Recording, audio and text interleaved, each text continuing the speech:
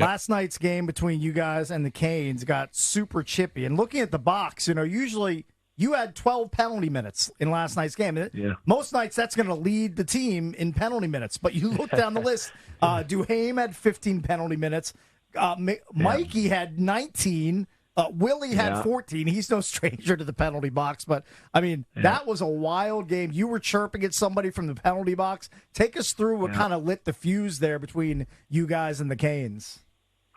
Well, it's a good rivalry. They're a good hockey team, and that building's it's a tough place to play. I think they have one of the best home records, if not the best in the NHL. So they play a little different at home than they do on the road. They're 30-9 at home, by the way.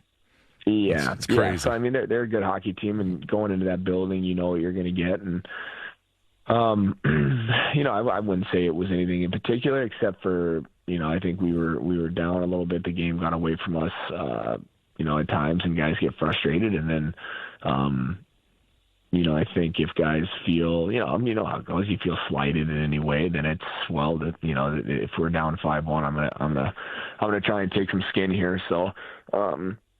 But I don't know. There's nothing in particular. You know how it goes. That happens time to time. People get frustrated and kind of boils over a little bit.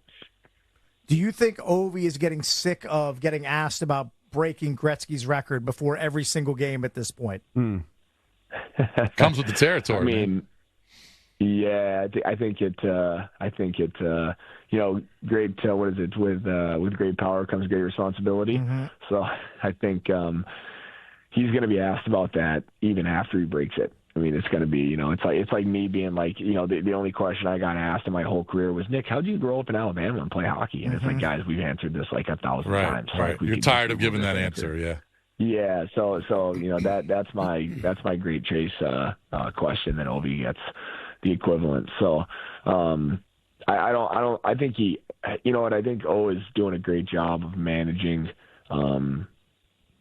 I guess the media, it's not like we have a crazy media here in Washington. If this was happening in Montreal or Vancouver or Toronto, that would be much different. But even saying so, I'm sure he's dealing with a bunch of people reached out to him, text, phone calls. He's probably dealing with a lot of external stuff, and he's doing a great job of continuing to play well and kind of manage that. So. Do you ever see the guy down?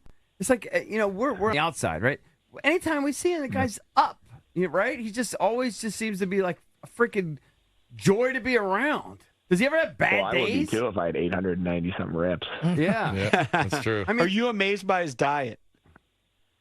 What do you mean?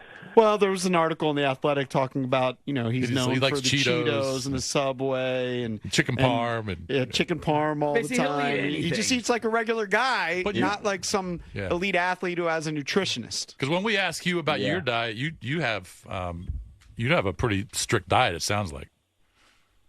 Where would you guys hear that? Well, when we ask you what are you having for breakfast, you always say, I'm having some.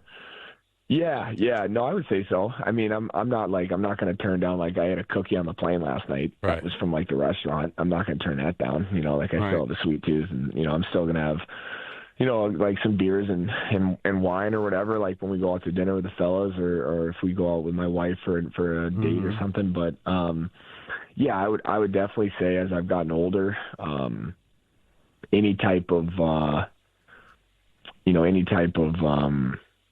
carbs. Or not carbs necessarily. Any type of cheat meal of any sort, or if I have too many beers, it all catches up much quicker than it used to. That's for sure. Well, so you're not a fast food guy, are you? Are you a fast food guy? No, not at all. Yeah. What's your favorite cheat meal? What's your go-to favorite cheat meal? Yeah. Well, I would say I'm definitely more of a savory than sweet, or than sugary. Okay.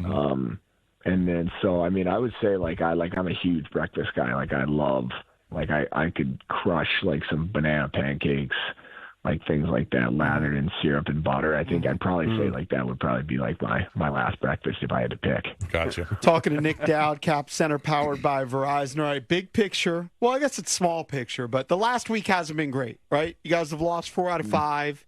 Should fans be worried about how you're playing here recently?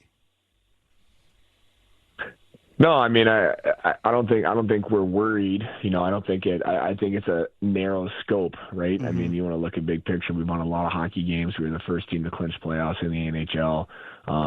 We beat some very good hockey teams. But I mean, I think at any point in the season, there's going to be, there's going to be challenges. Honestly, I think, what we're going through right now is going to be, you can look at things in two different ways, right? You can be all doom and gloom about losing 4 in the last 5 games, or you can look at these 4 in the last 5 games and approach that as, okay, we have a lot to learn from these 4 games before we get into the playoffs.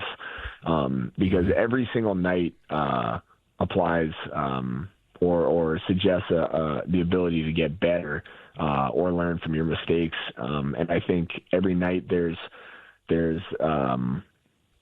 opportunities for us to kind of, self-taught, right? Like there were some mistakes that we made last night that we can now clean up. There's guys that are getting put into different positions on the ice, playing with different players that, now can watch some film and we can learn from that too.